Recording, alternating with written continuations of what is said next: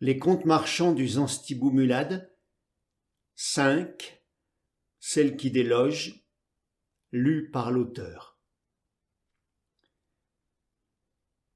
Qui aurait vu dans cette nuit noire-là, aurait vu sous les flocons 2 silhouettes blanches qui ouvraient un chemin dans la neige vers un plateau si haut que jamais, de mémoire de planète plus haut plateau ne fut habité par des hommes. Un plateau que ses habitants appelaient Zanstibou-Mulade. Ces 2 silhouettes se tenaient par la main. La jeune femme, qui était aveugle, allait devant. Les nuits les plus noires n'étaient pas plus noires que les nuits les plus noires pour la jeune aveugle. Des yeux avaient poussé sur sa peau, et elle allait sans crainte sur les sentiers les plus dangereux. Le jeune homme, lui, ne voyait pas dans la nuit, jusqu'à ce qu'il rencontre la jeune femme quelques jours plus tôt. Depuis, celle qui était devenue son aveugle phare lui avait appris à lire le chemin. Comment ? Qui aurait vu sous le manchon de fourrure unissant les 2 mains aurait vu les doigts de la jeune femme danser sur la paume du jeune homme. Mais cette danse-là n'était pas une danse de joie. Non, cette danse-là disait au jeune homme le chemin à venir, comme la danse de l'abeille dit à ses sœurs le chemin des fleurs. Au début, elle avait beaucoup parlé pour lui apprendre les codes. Il avait vite compris, elle s'était vite tue, ils allaient à présent silencieux. La neige craquait sous leurs pas. La peau de la jeune femme devinait les parois. La paume du jeune homme devinait les doigts. Elle sentait venir le jour et lui demanda de repérer un abri. Il commençait à discerner des formes. Il avait déjà emprunté le sentier et savait qu'une grotte qui lui était chère les attendait plus haut. Il ferma les yeux pour mieux s'abandonner, encore un peu, à la caresse cachée. 1 heure plus tard, ils parvinrent à la grotte où celui qui continue, tel était le nom du jeune homme, avait rencontré celui qui avait changé sa vie. C'était pour lui, celui qui écoute, qu'il montait, avec la jeune aveugle, aux Zanstibou-Mulade désormais interdits. Ils prirent un thé beurré avec de l'orge. Il était allongé là, dit-il, une jambe brisée. Il sentait la mort. Des grands vautours attendaient devant l'entrée. J'ai remis les 2 morceaux d'os en place. Enfin, j'ai essayé, c'était la première fois, je ne savais pas. Il n'a jamais remarché. Il avait quitté le Zanstibou-Mulade très jeune parce qu'il ne supportait plus les vieilles fables qu'on lui enseignait. Il avait passé sa vie à marcher en quête d'histoires nouvelles. En avait appris des centaines. Vieillard, il avait voulu remonter aux Zanstibou-Mulade, leur offrir ses contes. Il devait, pour échapper au piquet des temps nouveaux qui gardaient la frontière, passer par un sommet trop haut pour lui. Il a glissé sur le sentier, il a chuté, s'est cassé la jambe, il m'a confié son sac de contes avant de mourir. Voilà pourquoi je m'appelle celui qui continue. Il faut dire qu'avant, il aurait pu la journée durant évoquer sa rencontre. Sa compagne s'endormait. Il ouvrit son large manteau et se blottit contre elle afin, prétextait-il, de lui tenir chaud. Il rabattit la fourrure et la tint serrée contre lui. Il rêva au piquet des temps nouveaux qui avaient envahi le haut plateau, qui défilaient derrière les drapeaux trempés dans le sang des temps anciens, ces piquets qui barbeléifiaient le Zanstibou-Mulade et en interdisaient l'entrée. Elle rêva de sa mère partie à la recherche de son père sur la peau de la terre, son père qui ne savait pas qu'il était père. Ils s'éveillèrent vers la fin de l'après-midi, prirent un thé beurré avec de l'orge. Elle chargea sur son dos le maigre sac à provisions, il prit le gros sac de contes et ils repartirent. Le vent de nuit qui avait chassé le vent de jour balayait la neige et arasait la montagne. Elle tentait de deviner les crevasses du glacier. Il écoutait les doigts sur sa paume. Lui faire confiance, se répétait-il. Un pied glissait, lui faire confiance, et mesurer ma chance. Tout avait été si vite. Il l'avait rencontré quelques jours auparavant. Sa mère et elle voulaient monter aux Zanstibou-Mulade dans l'espoir d'y retrouver celui qui demande, le père de l'aveugle fille qui ne savait pas qu'il était père. Celui qui continue l'avait justement rencontré la veille. Il avait indiqué à la mère la direction qu'il avait prise. Elle était partie sur la trace de ce père qui ne se savait pas père. « Et toi, que veux-tu faire » avait demandé la fille à celui qui continue. Je dois porter ce sac de contes aux Anstimobulades. Les piquets m'en interdisent l'entrée. Je vais passer par un sommet sur lequel ils ne poussent pas. Ils te verront sur le plateau, avait dit la fille, sauf si tu marches de nuit. Tu ne sais pas marcher de nuit, mais moi, tu viens. Il n'avait pas dit oui, il n'avait pas dit non. Elle avait fait danser ses doigts sur sa paume. Il l'avait suivie. Il n'avait pas compris comment elle pouvait marcher avec autant d'aisance sur des corniches à peine esquissées au-dessus de précipices vertigineux. C'est facile, tu sais. Il suffit d'être aveugle. Je ne vois pas le vide, donc je n'ai pas peur. Puisque je n'ai pas peur, j'écoute. J'écoute de toute ma peau, et je deviens feuille. Mes pieds ne marchent pas, ils s'abreuvent. Ce n'est pas moi qui vais, c'est la terre. Je ne tomberai que morte, comme une feuille détachée de mon arbre. Voilà pourquoi je veux aller là-haut, au pays de mes parents. Feuille au vent sur un chemin, j'ai besoin de trouver mes racines. Tu viens ? Il avait dit oui. J'ai de la chance. Lui faire confiance, se répétait-il. Chacun entendait cogner le cœur de l'autre dans sa main. Serait-ce moi, s'était-il demandé, qui le fait battre ainsi ? Puis ils avaient pensé qu'il n'y avait aucune raison pour ça, que c'était l'altitude. La violence du vent annonçait la frontière. Ils la franchirent au plus profond de la nuit sans yeux. Nul ne leur demanda les papiers qu'ils n'avaient jamais possédés, puisqu'il n'existait pas de carte de citoyen du chemin. Là commençait le sempiternel Anstimobulade livré aux piquets barbelés des temps nouveaux. Là s'ajoutait au danger du terrain la menace des hommes aveuglés. Ils descendirent doucement dans la litanie berçante des conseils muets, de craintes en alarmes, de pas fragiles en pas timides, de glissades en dérapages, bossus, pliés sur la pointe des pieds, ils progressaient au diapason du bâillon posé sur le vieux pays. Ils s'arrêtèrent à l'aurore, tout près du hameau des parents de celui qui continue. Il n'était pas revenu depuis qu'il avait fui enfant, parce que les vieilles croyances qu'on lui inculquait le faisaient bâiller. Alors il vit, dans les rayons rougeoyants, sortir de maisons si basses qu'elles s'excusaient d'avoir poussé, des ombres courbées demandant pardon à des piquets qui hurlaient une langue nouvelle, et il crut distinguer les traces de ses parents derrière deux de ces ombres. Elles s'effacèrent plus tard dans le mur d'une maison qui avait été la sienne. Il envia la cécité de sa compagne et verrouilla ses paupières sur l'innommable.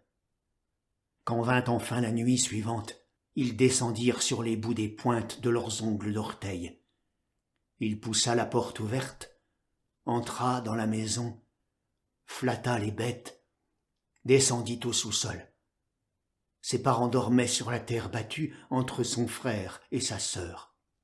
« Je suis votre fils », murmura-t-il dans leur cauchemar. « Votre fils revenu. » Ils s'éveillèrent et crurent rêver. « Je suis votre fils revenu, disait-il aux parents qui se frottaient les yeux. »« Notre fils » répétaient les parents hébétés. « Leur fils » murmuraient la sœur et le frère. « Votre fils, votre frère revenu. »« Notre fils » répétaient les parents hébétés. « Notre frère » murmurait la sœur incrédule et le frère sceptique. « Notre fils qui a fui enfant le pays béni des dieux et qui revient quand tout le monde veut fuir ?» Ils parlèrent peu, ils en avaient déjà perdu l'habitude.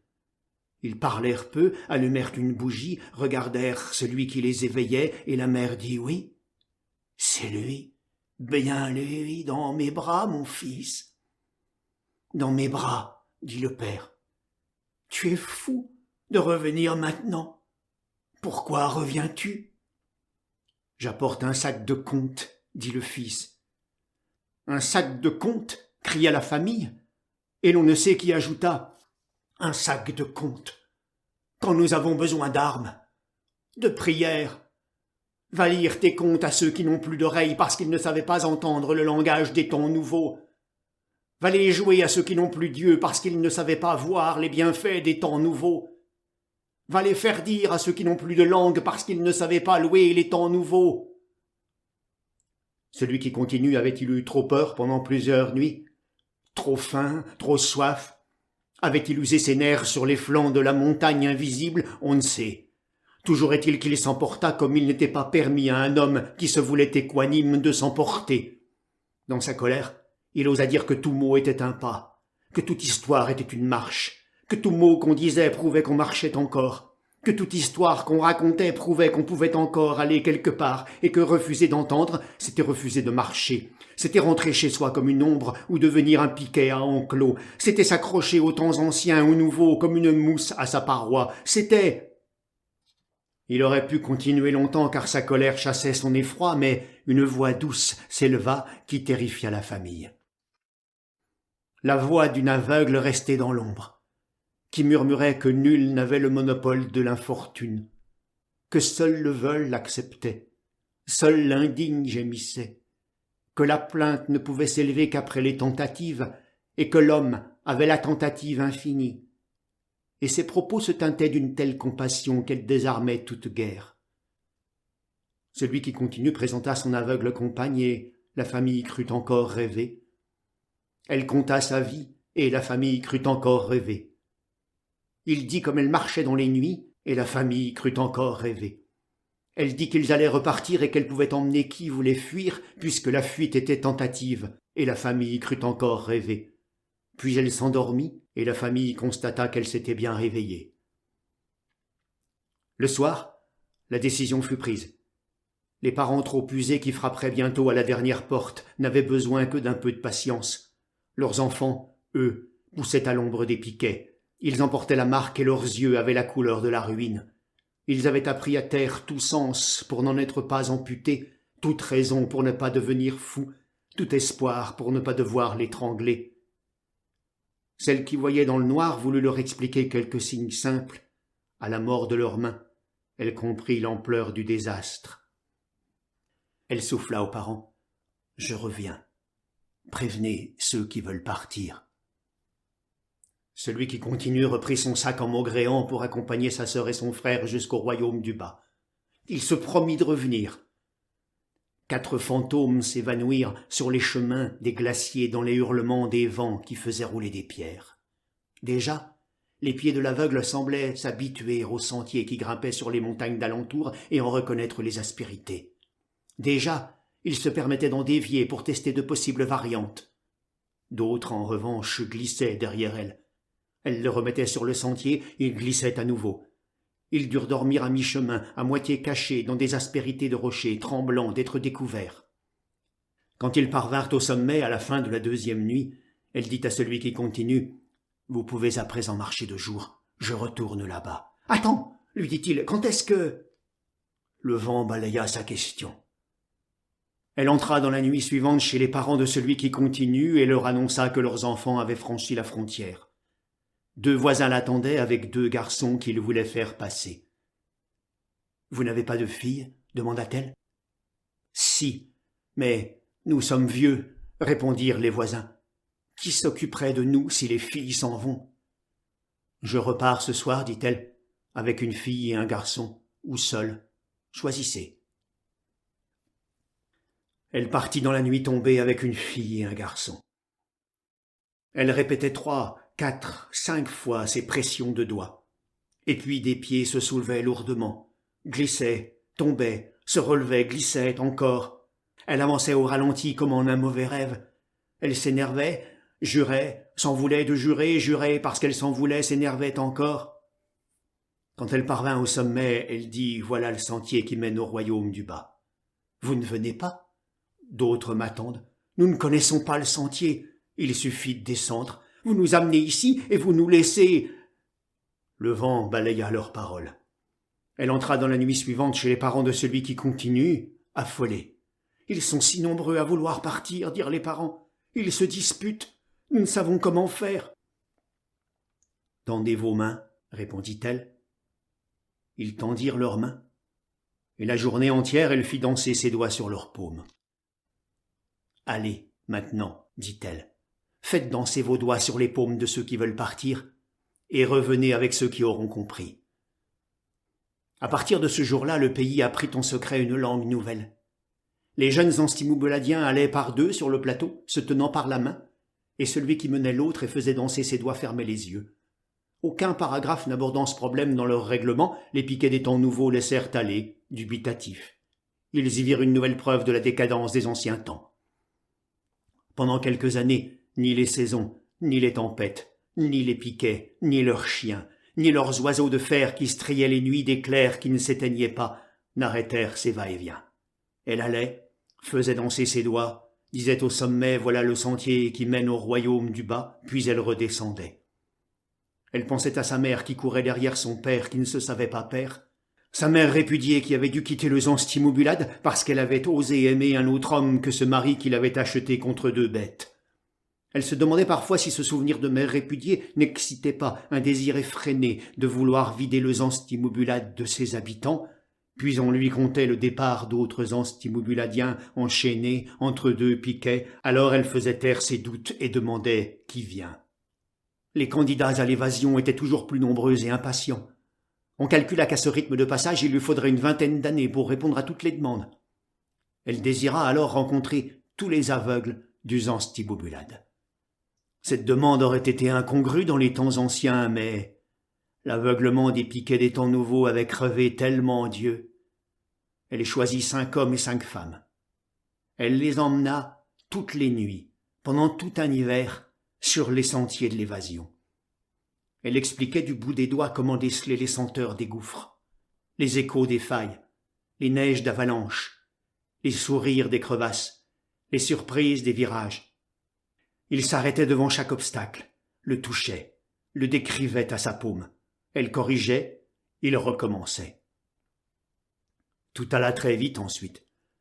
Plusieurs fois par nuit, le sentier qui menait entre crevasses et précipices vers la liberté entendit le chuintement de 2 pieds confiants suivis de 4 pieds anxieux. Quelques années plus tard, tous les jeunes gens du Zanstimoubulad avaient quitté le royaume du bas et leurs parents commençaient à descendre. Jusqu'au jour où des habitants des temps nouveaux arrivèrent sur le haut plateau et s'installèrent dans les maisons désertées. Les vieillards qui étaient restés s'assirent, hébétés, quand ils virent ce peuple du bas qui avait poussé au plus haut point la terrestritude, fouler l'herbe sacrée de leur pays si haut qu'il chatouillait les pieds des dieux. Effarés, ils les regardèrent tenter de mettre leurs champs en culture et leurs bêtes en pâture.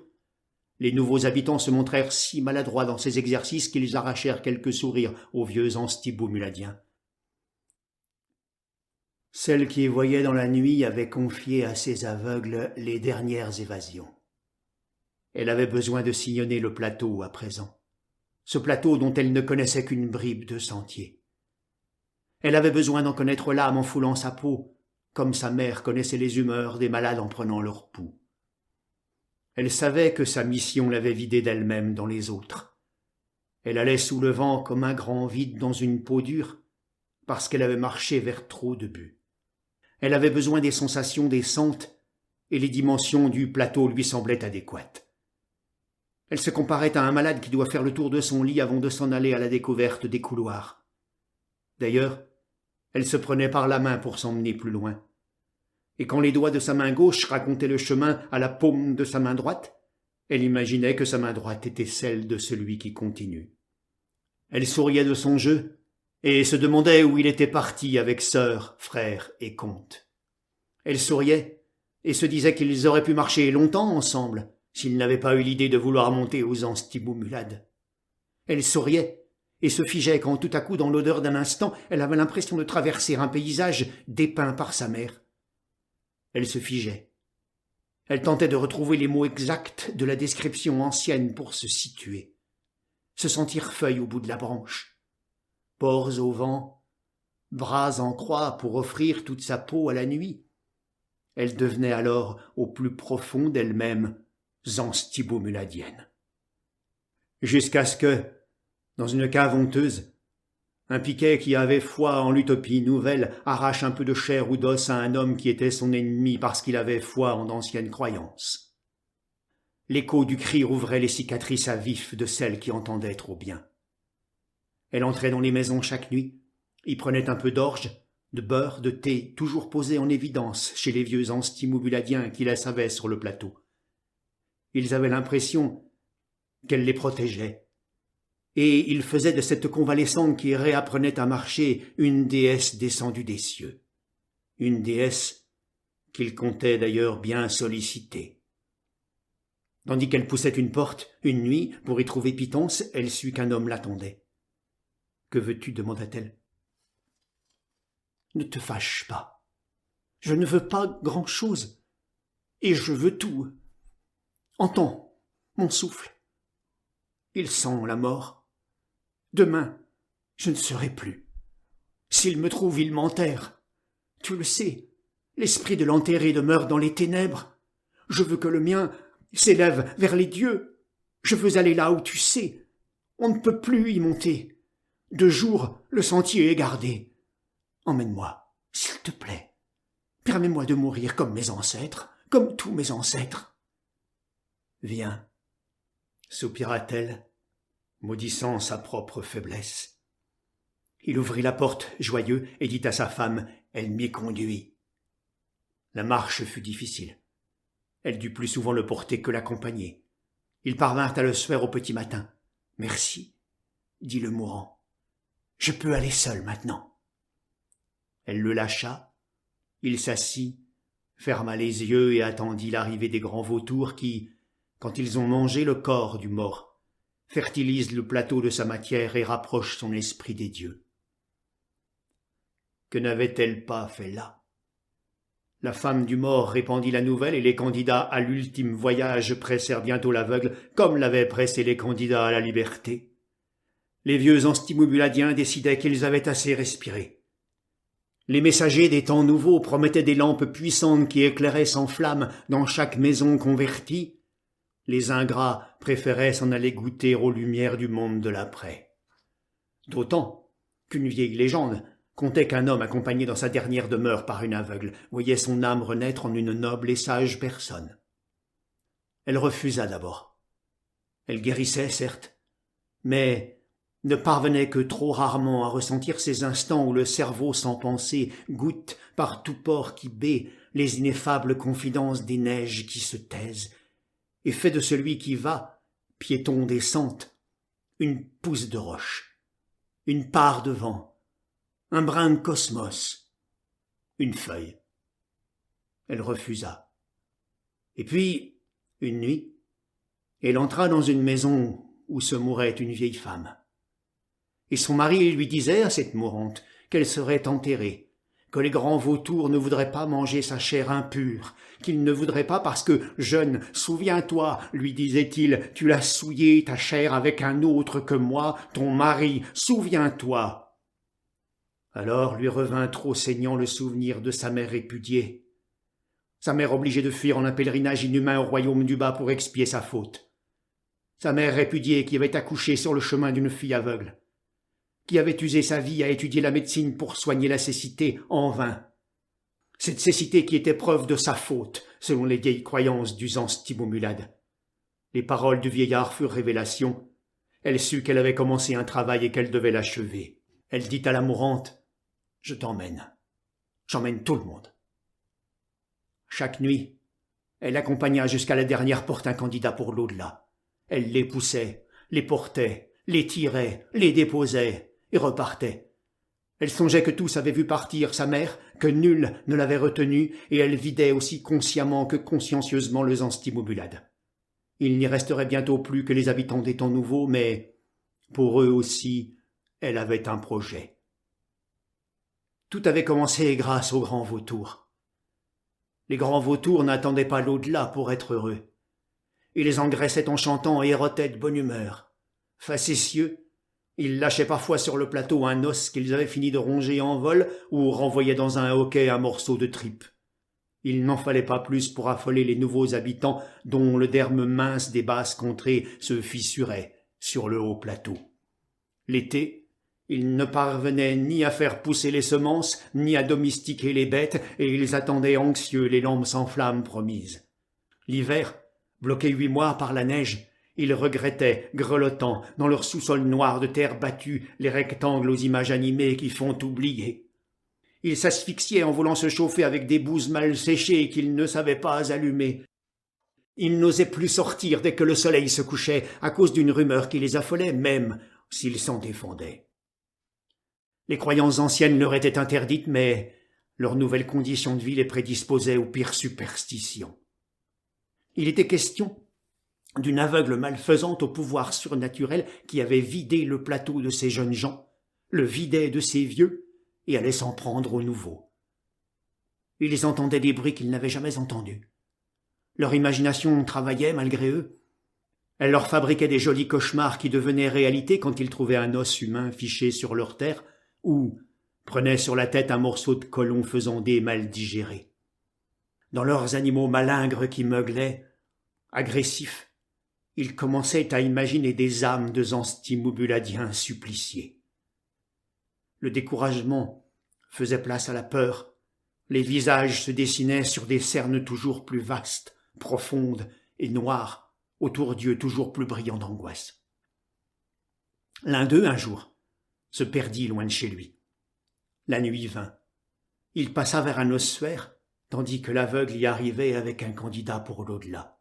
Il fut frôlé par une aile de vautour dérangée. Il voulut crier, aucun son ne sortit. Il entendit un rire, squelettique. Il voulut s'enfuir. Un pied lui fit un croc en jambe. Il tomba, une main sur ce qui lui semblait être une pierre. Il voulut la saisir, s'aperçut que c'était un crâne. Des doigts glacés se posèrent sur son visage, s'enfoncèrent dans ses yeux. Il s'évanouit. Quand il se réveilla, il fut sûr d'être aveugle, jusqu'à ce qu'il discerne des ossements humains autour de lui, puis sur lui, puis un grand vautour qui arrachait des lambeaux de chair pourrie sur un vieux fémur, puis un autre qui le reniflait avec avidité. Le lendemain, ses enfants le descendaient sur une civière vers l'hôpital le plus proche. Ils eurent le temps de raconter la cause de la fièvre paternelle, ils ne remontèrent jamais. Ce fut le début d'un nouvel exode. Toutes sortes de maladies inconnues accompagnées de délires frappèrent les nouveaux habitants qui fuyaient. Les médecins regroupèrent les pathologies observées en une seule famille appelée syndrome hallucinatoire des altitudes anciennes. Ils déconseillèrent aux autorités de tenter de nouvelles implantations de population. Le plateau ne recelant aucune richesse qui justifiait d'y déplacer des travailleurs, il fut abandonné aux troupeaux qui redevinrent sauvages. Les piquets, n'ayant plus rien à garder, furent rangés par deux et redescendus. Elle était seule, désormais. Elle marchait encore là-haut dans les cris des bêtes qui lui fournissaient son lait et son beurre, les plantes qui lui fournissaient son thé, l'orge qui lui fournissait ses grains. Elle reprenait pas après pas son apprentissage et tentait de compter le nombre d'années qu'elle avait passées sur le haut plateau, sans parvenir à un chiffre très précis. Ce qu'elle savait, en revanche, c'est qu'elle ne pouvait pas se contenter d'une destruction, qu'il lui fallait remplir autrement l'aveugle vie qu'on lui avait offerte. Mais comment? Elle songeait alors à celui qui continue, se disait qu'il pouvait remonter maintenant. Elle songeait à sa mère, à son père, se disait qu'il pouvait remonter maintenant. Elle y songeait tant qu'elle se persuadait qu'il reviendrait, que le vent soufflerait son désir jusqu'à eux. Aussi, jamais ne lui venait l'idée de descendre. Elle faisait progressivement du plateau son pays, commençait même à en édicter des lois. L'article 1er stipulait qu'il fallait marcher 10 ans au moins pour obtenir la citoyenneté zenstimobuladienne. Elle s'interrogea longuement sur la nécessité d'imposer un minimum de kilomètres à parcourir pendant cette période. Puis une autre pensée l'occupa, qu'elle tentait vainement de chasser. Les lois s'inventaient pour régir les hommes en nombre et chaque jour marquait une croix sur le calendrier de sa grande solitude. Jusqu'à ce soir-là où elle entendit, oh, surprise, le tâtonnement d'un bâton. La fréquence des chocs annonçait un inoffensif vieillard. Il en restait donc un, pensa-t-elle, fort surprise. Elle sortit de sa cachette, lui demanda qui il était, ce qu'il venait faire. « Je m'appelle celui qui demande, » dit le vieillard.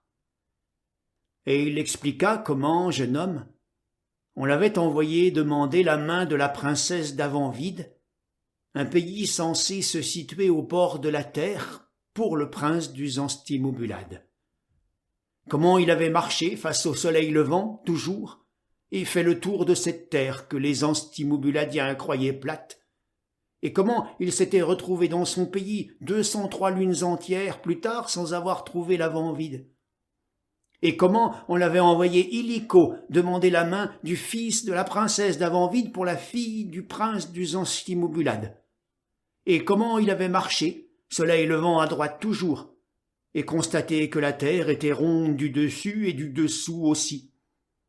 Et comment il avait fait par-dessous un deuxième tour de cette terre qu'il avait ramenée au pays sans qu'il ait trouvé l'Avanvide. Et comment il n'avait pu entrer à cause des piquets des temps nouveaux qui gardaient la frontière. Et comment il avait fait un troisième tour, et constaté que la terre était ronde aussi en diagonale. Et comment il rentrait pour leur expliquer que leur vieille croyance était fausse, que l'Avanvide n'existait pas, et qu'il était fatigué de marcher. Et comment il était passé par un de ces sommets si hauts qu'ils ignorent les frontières des hommes pour échapper aux piquets des temps nouveaux. Et comme il était étonné de trouver le plateau désert. Enfin, presque. Et toi, que fais-tu ici, avait-il conclu? Moi, je préparais un pays nuptial pour ma mère et toi. Ta mère et moi? Je dois partir à sa recherche. Tu viens avec moi? Je t'expliquerai en chemin. Le las de la marche et celle qui voulait rester descendirent sur la rivière gelée entre deux falaises hautes comme 1000 hommes grimpés les uns sur les autres. Elle révéla entre ces falaises à celui qui demande des secrets qui le firent trembler de honte et de joie. Puis les falaises ne mesurèrent plus que 500 hommes grimpés les uns sur les autres, puis elles s'ouvrirent comme des bras accueillants vers le royaume du bas. Ils purent marcher à côté de la rivière. Alors, la fille reconnut un pas. Elle ne pouvait douter. Le pas s'arrêta, se précipita. La fille était dans les bras de sa mère et vice-versa. Alors la fille présenta sa mère à son père, et son père à sa mère. Le père serra timidement la mère dans ses bras, et vice-versa. Puis la mère expliqua comment elle avait fait le tour de la terre derrière celui qui demande, et comment, toujours, elle arrivait trop tard, mais toujours, elle parvenait à savoir où il était parti. Heureuse, elle dit que, enfin, ils allaient pouvoir vivre ensemble tous les trois. La fille répondit « Non, pas tout de suite. Je dois marcher encore un peu, mais... si vous désirez vous installer là-haut, j'ai fait le ménage. » Ses parents la regardèrent s'éloigner. Quand elle eut disparu, ils tournèrent la tête vers le Zanstimoubulad.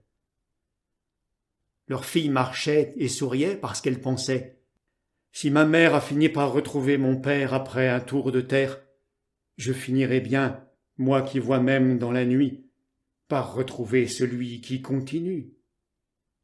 Après,